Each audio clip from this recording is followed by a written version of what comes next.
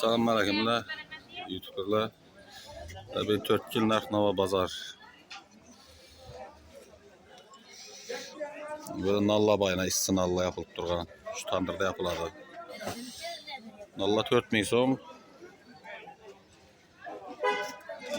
Bu dizalı petrla bay 7.000'dan. Dizalı petrla 7.000 so'm. Menzile gel adam basak. 4 yıl bazarı. Bazar arkası 4 yıl. Yandan gelever işte kamyonun power taraftan girip geleverledi. Şöyle girip geldi. Ahırı şlabgomdan girip gelinlerdi. Bir de kepek küncarılar bu. Bir optum bazar yine. Kerçke piyaz. Hemen sıralar şöyle. Optumu bazarmış şöyle. Yandan gelsen de meçhinin arkasından girip gelirler. Doğru. Kerçke bazar, meçhinin arkasından girip kerçke bazar. Halinin elini ötsen de dakaz yürsen de şöyle arka tarafta. Emirde ana tanrı erim var. Bu hangi seyhan var. Bu hangi pişiradilar. Şunu manzel, şunu manglayı. Yine rop arası yine. Sütten Allah zakaz. Toylarım zakaz alamız. Zizeli petirler, yağlı petirler amba. Telefon numara gel adam bozak 93 bilen 242 41 47. Serdar'dan da senle aytadalar.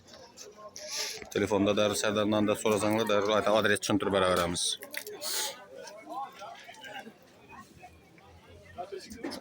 Badrilla so'm ekan bu Badrilla? Badrilla tuliplarni?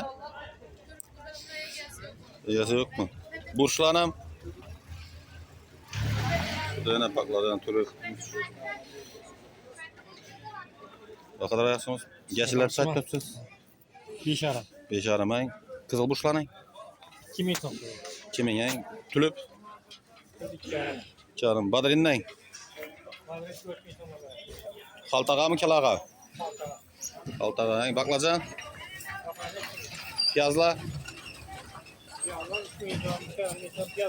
Ana piyazına qara piyazlarni gördünglarmi? Ana bir de xaltalarda turibdi.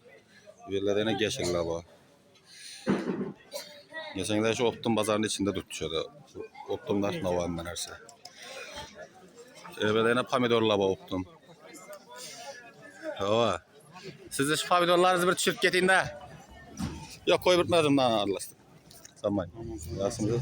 Çi oldu pomidorlar za? Pomidorlar 4.000 oldu. Yeşkine. Kilaga? 4,5. 4,5 Badr yıllanay. Badrın 4.000 so'm. Geçir. Sizden mesela geçir. Pomidorun öküsü ikisi kaşı?